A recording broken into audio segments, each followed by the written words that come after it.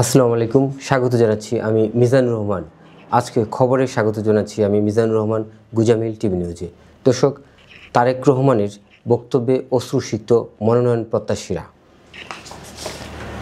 10 সাংগঠনিক বিভাগের মনোনয়ন প্রত্যাশী নেতাদের সঙ্গে মতবিনিময় শেষ করেছে বিএনপি। সোমবার রাতে ঢাকা বিভাগের মনোনয়ন প্রত্যাশীদের মতবিনিময়ের মধ্য দিয়ে তা সমাপ্তি হয়। তার মা সাবেক প্রধানমন্ত্রী ও বিএনপি চেয়ারপারসন খালেদা জিয়া প্রসঙ্গে তারেক রহমান বলেন, আমার মাও মৃত্যুর মুখোমুখি ছিল। ইচ্ছে করলে মাকে আমি নিয়ে আসতে পারতাম, কিন্তু মা তো সে আসেনি আপনাদের ছেড়ে। 6বার সে মৃত্যুর মুখোমুখি হয়েছে। মৃত্যুর মুখোমুখি সত্ত্বেও মা আপনাদেরকে ছেড়ে যায়নি। সেই মাকে সামনে রেখে আপনারা এক থাকবেন, যিনি আপনাদের জন্য এত ত্যাগ স্বীকার করেছেন। যে মাকে আমি নিয়ে আসতে পারতাম, কিন্তু সেই মাই আপনাদের ছেড়ে আসেননি। যে মা তার 40 বছরের বাড়ি হারিয়েছে, শেখ হাসিনা মাকে বাড়ি থেকে তাড়িয়ে দিয়েছে। যে মা তার সন্তানকে হারিয়েছে, মা বুঝে তার সন্তান হারানোর ব্যথা। সেই মায়ের সব কিছুর মূলেই ছিল এদেশের জনগণ, সব কিছুর মূলেই ছিল একটি গণতান্ত্রিক রাষ্ট্র। ইচ্ছে করলেই তো মা এ ব্যাপারে আপোষ করতে পারতেন, কিন্তু মা কোনো আপোষে যাননি। তার লক্ষ্য ছিল ঐক্যবদ্ধের মধ্য দিয়ে একটি জাতি গঠন করা। সেখানে কত ত্যাগ বা স্বীকার করেছেন মা। একই সাথে গণতন্ত্রের জন্য কত লোক শাহাদাত বরণ করেছে, কত লোক জেল খেটেছে, কত লোকের বিরুদ্ধে মামলা হয়েছে। সব কিছু মিলিয়ে মা যদি আপোষ করতেন, তাহলে এত কষ্ট মার করতে হতো না। সূত্র জানায়, এই বক্তব্য দিতে গিয়ে তারেক রহমান আবেগ আপ্লুত হয়ে পড়েন। এ সময় উপস্থিত মনোনয়ন প্রত্যাশীরাও চোখের পানি ধরে রাখতে পারেননি। বিএনপির ভারপ্রাপ্ত চেয়ারম্যান জনাব তারেক রহমান আদালতের একটি ঘটনাকে উদাহরণ টেনে বলেন, এক সন্তানকে নিয়ে 2 মায়ের দাবি ছিল। বিচারক তখন বললেন, সন্তান যখন আপনাদের দুজনেরই, কেউ কারো দাবি মানবেন না, তাহলে আমি একটা সিদ্ধান্ত নিয়েছি। আমি আপনাদের সন্তানকে 2 ভাগে ভাগ করে 2 মাকে দিয়ে দেব।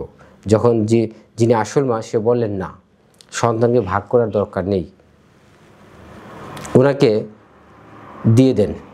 কিন্তু যতদিন বেঁচে থাকি আমি সন্তানকে দূর থেকে দেখে যাব।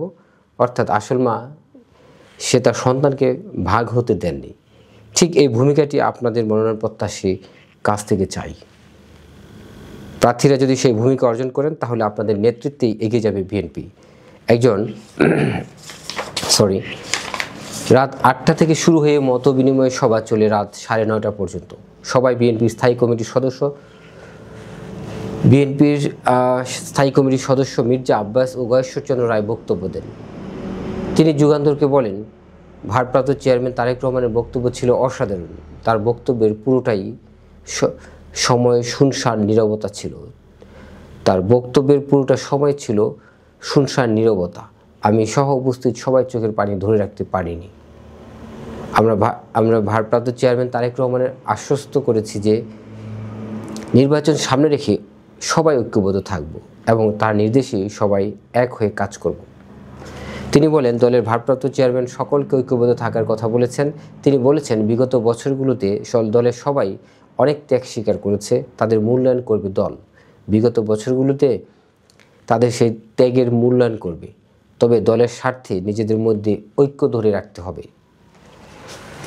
দলের সম্ভাব্য প্রার্থীদের সঙ্গে ধারাবাহিক বৈঠকের অংশ হিসেবে এদিকে পৃথকভাবে সিলেট, খুলনা, রাজশাহী, বরিশাল ও ঢাকা বিভাগের জেলার মনোনয়ন প্রত্যাশী নেতাদের সঙ্গে মতবিনিময় করেন তারেক রহমান।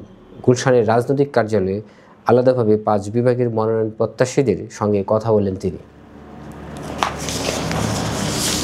সবাই উপস্থিত সিলেট ও খুলনা বিভাগের 7 জন মনোনয়ন প্রত্যাশী জানিয়েছেন, সবাই তারেক রহমান নেতাদের ভেদাভেদ ভুলে ঐক্যবদ্ধভাবে দলের স্বার্থে মনোনীত প্রার্থীর পক্ষে কাজ করার নির্দেশ দিয়েছেন। বলেন, মনোনয়ন পাওয়ার পরে কোনো মিছিল, মিষ্টি বিতরণ, ফুল বিতরণ করা যাবে না। এগুলো করলে দলের ঐক্য নষ্ট হবে।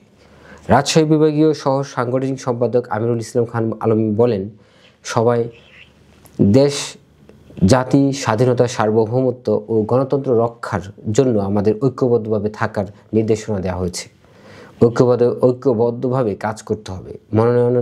মনোনয়ন যে প্রার্থী যে নেতাকে দেওয়া হয় হোক না কেন, ধানের শীষকে জেতাতে হবে। ধানের শীষের বিজয় নিশ্চিতে সবাইকে ঐক্যবদ্ধভাবে কাজ করতে হবে এবং থাকতে হবে। দর্শক, এই ছিল এখনকার মতো। আশা করছি আমাদের সাথে থাকবেন। ধন্যবাদ সবাইকে।